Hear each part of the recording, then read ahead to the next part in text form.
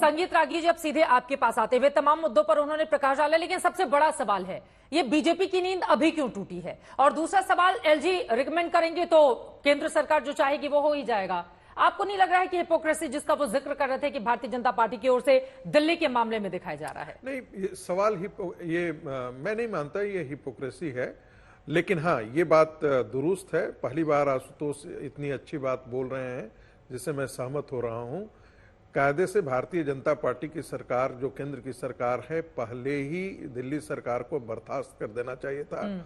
जिस दिन अरविंद केजरीवाल की जो थेथराई है कि हम अदालत में, हम जेल से भी सरकार चलाएंगे, तो एक डकैत भी अंदर जाकर के बैठा हुआ आखिर में कहेगा कि हम भी यहां से काम कर सकते हैं।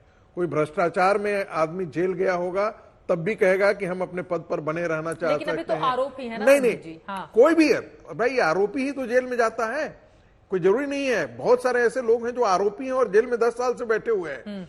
इसका मतलब है कि उनको आप काम करने देंगे क्या? ऐसा नहीं होता है। तो इस बात से मैं बिल्कुल सहमत हूं। एक कहा जाता है, अभी एक चरा जिक्र आया, हमने स्कूल बनवा दिए, हमने हॉस्पिटल दिए किए, ये सवाल इसका नहीं होता है। राष्ट्रपति शासन लगाने की 2 ही शर्तें हैं। एक, क्या सरकार संविधान सम्मत चल रहा है? दूसरी बात, क्या कॉन्स्टिट्यूशनल मशीनरी का ब्रेकडाउन हुआ है? मुझे लगता है कि इससे बड़ा कोई उदाहरण नहीं हो सकता है कि जिससे दिल्ली में कॉन्स्टिट्यूशनल मशीनरी का ब्रेकडाउन हो चुका है। एक मुख्यमंत्री जो जेल में है, कोई पेपर साइन नहीं कर सकता है, कोई मीटिंग बुला नहीं सकता है, किसी की ट्रांसफर या पोस्टिंग तक नहीं कर सकता है, वो आदमी 5 महीने से आज 8 महीने से 7-8 महीने से जेल के अंदर है और इसके बावजूद भी कह रहा है कि नहीं हम यहां पर रहेंगे और सरकार नहीं हुआ। और बड़े बड़े लोग आकर के कह रहे हैं कि भाई हम तो जीते हुए हैं। अरे भाई जीता हुआ नहीं, बात कर रहे हैं। प्रियंका कक्कड़ जी ने हाथ उठा लिया, मुझे समझ में आ रहा है वो कहेंगे कि एलजी के हाथ में है ट्रांसफर पोस्टिंग। तो मैं फिर भी कह रहा हूं, क्यों जिम्मेदार बताया जा रहा है? बहुत सारी चीजें तो ऐसी हैं जो मुख्यमंत्री भी कर सकता है, ऐसा नहीं है। लेकिन मूल मुद्दा यह है कि क्या संविधान सम्मत सरकार चल रही है या नहीं चल रही है? इसका उत्तर सीधा सीधा है, नहीं चल रही है। और दुर्भाग्य है कि भारतीय जनता पार्टी की सरकार जो है केंद्र में, वो इस पर फैसला लेने से कतरा रही है, आज तक कतरा रही है। एलजी ने बहुत पहले कहा था कि कोई जेल से कोई व्यक्ति मुख्यमंत्री हो, जेल से सरकार चलाए, ऐसा हम होने नहीं देंगे। तो इतनी देर क्यों हुई? बड़ा सवाल तो यही है ना कि आखिर इंतजार किस बात का किया जा रहा था? बिल्कुल, क्योंकि ऐसा तो है नहीं कि दिल्ली के सीएम अभी जेल के भीतर गए हैं और अब जब उनकी जमानत पर फैसला सुरक्षित रखा जा चुका है, आगे क्या होगा उनका, इसको लेकर अभी क्लैरिटी नहीं है। लेकिन उसी समय तब तक आ गया चिट्ठी। एक चीज मैं जोड़ देना चाहता हूं, दिल्ली के मुख्यमंत्री जो है कैसे से प्रिविलेज सिटीजन है। हम और आप यदि चाहें कि हम अपना बेल एप्लीकेशन डायरेक्ट लेकर के सुप्रीम कोर्ट चला जाएं, तो शायद हमारी फाइल फाड़ करके फेंक दी जाती और उसे सीधे कहा जाता कि आप चुपचाप चले जाइए, निचली अदालत में चले जाइए। लेकिन उनके मामले में सुनवाई होती है, यह भी एक बहुत बड़ा आश्चर्य है। अरविंद केजरीवाल के मामले में सीधे एप्लीकेशन बेल पिटीशन कहां चला जाता है? सुप्रीम कोर्ट में चला जाता है। आज तक मैंने नहीं सुना है कि शायद एक बेल पिटीशन जो है वो सीधे सुप्रीम कोर्ट चली जाती हो, वो निचली अदालत से जाती है, हाईकोर्ट जाती है, उसके बाद वहां तक ठीक है। ये अदालत के बारे में आपका ये व्यक्तिगत मत है, ठीक है। अब मैं उमेश सहगल जी के पास आते हुए उसके बाद मैं बाकी मेहमानों के पास जाऊंगी। उमेश जी, सीधे आपसे ये सवाल है, क्या वास्तव में अभूतपूर्व संकट की स्थिति है और आपको लग रहा है कि अगर केंद्र सरकार राष्ट्रपति शासन को लेकर फैसला लेती है तो वो दिल्ली की जनता के हित में होगा, या इसके पीछे राजनीति आपको दिखाई दे रही है? क्या समझ में आ रहा है?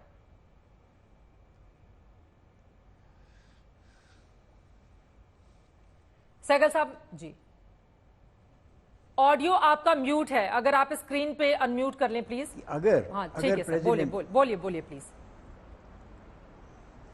अगर प्रेसिडेंट कन्विंस हो गए, यानी भारत सरकार कन्विंस हो गई, प्रेसिडेंट कन्विंस हो गए कि दिल्ली में कॉन्स्टिट्यूशनल मशीनरी का ब्रेकडाउन हो गया और दिल्ली उस तरीके से नहीं चल रहा है, या कोई भी स्टेट उस तरीके से नहीं चल रही जैसा कि उसको चलना चाहिए, किसी भी वजह से लॉ एंड ऑर्डर प्रॉब्लम हो गया, कोई आर्म्ड अपराइजिंग हो गई या ऐसी कोई चीज़ होगी, तो आप उसमें प्रेसिडेंट रूल डिक्लेयर कर सकते हैं।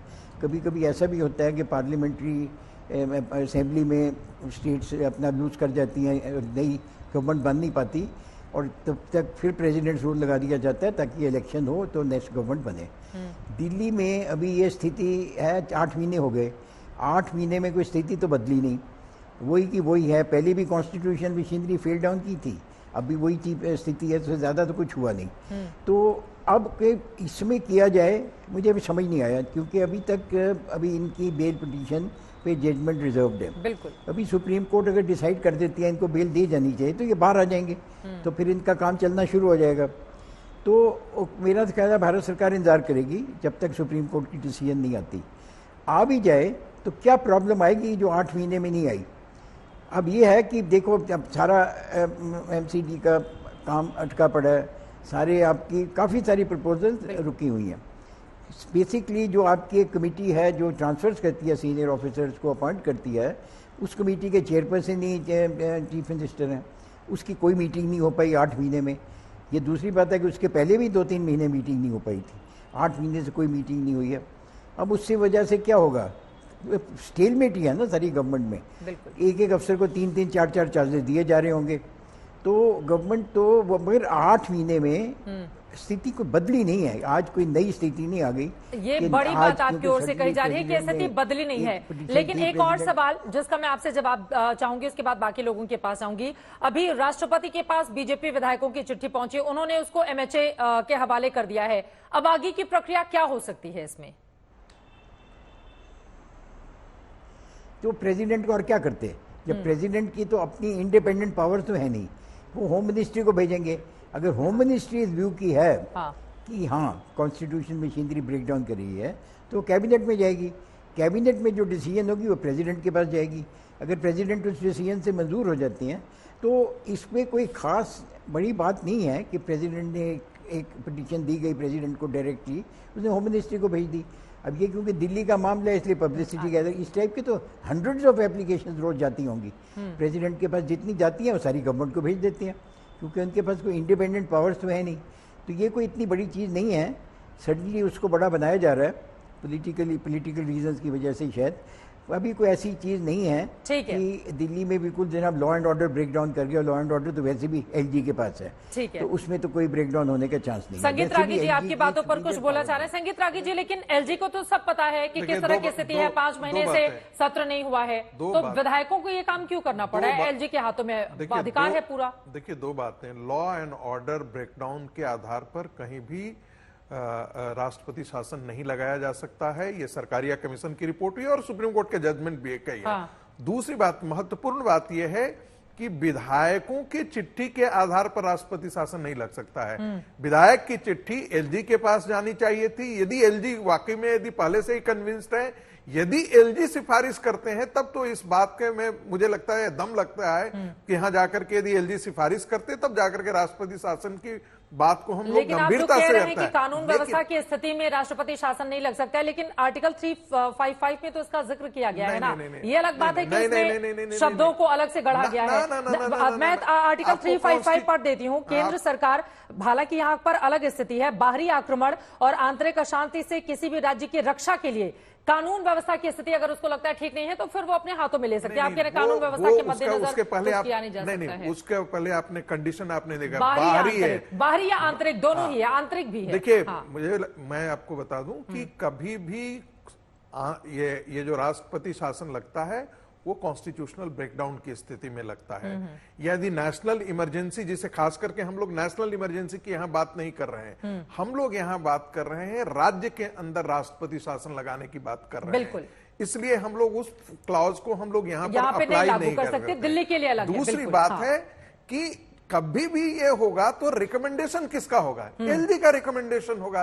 LG के रिकमेंडेशन पर यदि LG ऐसा रिकमेंड करती है तो LG रिकमेंड किसको करती है? होम मिनिस्ट्री को करती है। होम मिनिस्ट्री राष्ट्रपति के पास जाता और वहां यदि राष्ट्रपति कर देते तो यहाँ पर राष्ट्रपति शासन लागू हो जाता। जो दिल्ली का अधिकार है, मैं जल्दी से, अगर संविधान का ही जिक्र हो रहा है तो राष्ट्रीय राजधानी क्षेत्र दिल्ली में राष्ट्रपति शासन अनुच्छेद 339A(b) के आधार पर लागू होता है, जिसमें राष्ट्रपति को उपराज्यपाल से अन्यथा रिपोर्ट प्राप्त होने पर ये अगर उनको एहसास होता है कि ऐसी स्थिति उत्पन्न हो गई है जिसमें राष्ट्रीय राजधानी क्षेत्र का प्रशासन अनुच्छेद 339 ए या उस अनुच्छेद के अनुसरण में बनाए गए किसी कानून के प्रावधानों के अनुसार नहीं चला जा सकता है। इसको लेकर पूरी डिटेल है, मैं उसमें नहीं जाना चाहती हूँ। मैंने यही तो कहा कि ये सिफारिश किसकी जानी चाहिए थी? राज्यपाल की तरफ से जाती, तब ये मामले की गंभीरता बड़ी हो जाती। चूंकि ये विधायकों की तरफ से है, तो मुझे लगता है ये पॉलिटिकल है। पॉलिटिकल इसको बता रहे हैं। आशुतोष जी हाथ उठा रहे हैं, उसके बाद मैं आ रही हूँ शहजाद जी आपके पास। आशुतोष जी देखिए, इसके ये पता नहीं इसमें इतनी बहस क्यों हो रही है। इंतजार करवा दिया। आ रही हूँ शहजाद जी, उनकी बात पूरी हो जाए, मैं आ रही हूँ आपके पास। पहली बात तो ये नैतिक सवाल है कि कोई आदमी जेल चला जाए, उसके बाद क्या नहीं तो मैं तो सरकार चलाऊंगा, ये पूरी तरीके से अनैतिक है। तो अब इसको लागू करिए किसी सरकारी अफसर के ऊपर। कोई सरकारी अफसर जेल चला जाए, बोले नहीं मैं तो अभी कन्विक्ट नहीं हुआ हूं, तो ऐसा है मुझे तो डिस्ट्रिक्ट मजिस्ट्रेट के तौर पर मेरे पास अधिकार है, मुझे वो काम करने दिया जाए। क्या उसका काम करने दिया? इमीडिएटली उसको सस्पेंड कर दिया जाएगा। ये जो सेंस ऑफ एंटाइटलमेंट है, और मुझे लगता है कि उमेश सहगल साहब को इस पूरे मसले में खुलकर बोलना चाहिए कि थियरी ऑफ इनकैपेसिटेशन यहां पे लागू होनी चाहिए, जिसके मुताबिक एक मुख्यमंत्री अपने संवैधानिक अधिकारों का निर्वहन करने में पूरी तरीके से अक्षम है। इसका मतलब यह है कि वो मुख्यमंत्री के तौर पर काम नहीं कर पा रहे, तो हटा देना चाहिए उनको, इमीडिएटली हटा देना चाहिए। It's a serious constitutional breakdown. इसमें इतना सोचने का सवाल ही नहीं उठना चाहिए। अब मान लीजिए कल देश के प्रधानमंत्री के ऊपर भी लागू हो जाए कि भाई वो जेल चले जाएं और कहीं नहीं मैं तो देश चलाऊंगा क्योंकि मैं प्रधानमंत्री हूं और मुझे तो जनता ने चुना है। तो क्या ये अलाउड किया जाएगा? क्या किसी क्लर्क को अगर वो जेल चला जाए तो बोलेगा नहीं मैं तो अभी सस्पेंड नहीं हूं, मैं तो अभी कन्विक्ट नहीं हुआ, तो मुझे ऐसा है मुझे क्लर्क के तौर पर काम करने दिया जाए, मैं जेल से काम करूंगा अपना, क्या अलाउ किया जाएगा? संगीत रागी जी बोल रहे हैं कि सुप्रीम कोर्ट को नहीं करना चाहिए, सारा काम सुप्रीम कोर्ट ही करेगा, कार्यपालिका फिर क्या करेगी? अब यहाँ पर आप न्यायपालिका, विधायिका, कार्यपालिका सबके काम अलग अलग यहाँ पर डिसाइड है ना। एक वैलिड आर्गुमेंट मैं निकाल रहा हूं, मैं इसको ध्यान से गए। सीबीआई डायरेक्टर, सीबीआई ईडी के डायरेक्टर की नियुक्ति होती है या सीबीआई की डायरेक्टर की नियुक्ति होती है, उसका बार बार एक्सटेंशन दिया जाता है। वैसी स्थिति तो मैं सुप्रीम कोर्ट आकर के कहती है ना कि भाई एक ही आदमी को आप बार बार क्यों बनाया जाते हैं? ये तो नहीं कहती कि हाँ भाई, अरे सुप्रीम कोर्ट ने कहा है ना हमारे कोर्ट के फैसले पर दखल नहीं दे सकते हैं, दिल्ली के एलजी को मामले में एक्शन लेना चाहिए तो वो ले लें, कहा ही गया है सुप्रीम कोर्ट की ओर से जब मामला गया था। कोर्ट यहाँ पर किसी भी प्रकार की, मुझे लगता है कि आप थोड़ा सा हाँ बोले, मजेदार बात ही है। ठीक है शहजाद पूनावाला जी को जोड़ना चाह रहे हैं। ये पॉलिटिकल ज्यादा लग रहा है, कम से कम जितने भी पैनलिस्ट बैठे हुए हैं, संगीत रागी जो आपके सुर में सुर मिलाते हैं वो भी यही कह रहे हैं कि ये पॉलिटिकल ज्यादा है बीजेपी के विधायकों की ओर से। इस रूप में नहीं कहा जिस रूप में प्रेजेंट किया चित्रा जी, विधायकों के द्वारा चूंकि रिकमेंडेशन है इसलिए पॉलिटिकल है। बोलिए चित्रा जी, बोलिए चित्रा जी, मैं आपके प्रोड्यूसर से आज रिक्वेस्ट कर, डिले है ना, आपने यहाँ पे डिले बढ़ाकर रखा है 5 सेकंड का, मैं क्या कर सकता हूँ, टेक्नोलॉजी आप भी जानती हो। सुन लीजिए, मैं कह रहा हूं कि चित्रा जी आज आपके प्रोड्यूसर को बोल दीजिए इस डिबेट को रिकॉर्ड करके ऐतिहासिक डिबेट मार्क कर दे। बताइए, आज संगीत रागी और आशुतोष जी लगभग एक ही तरीके से बात रख रहे हैं, तो ये ऐतिहासिक क्षण है दंगल के पूरे इतिहास का। मैं इसलिए बता रहा हूं क्योंकि आज आशुतोष जी ने, मेरे प्रिय मित्र आशुतोष जी ने एक भी बार मोदी को तानाशाह नहीं कहा है। Can you believe it Chitra ji?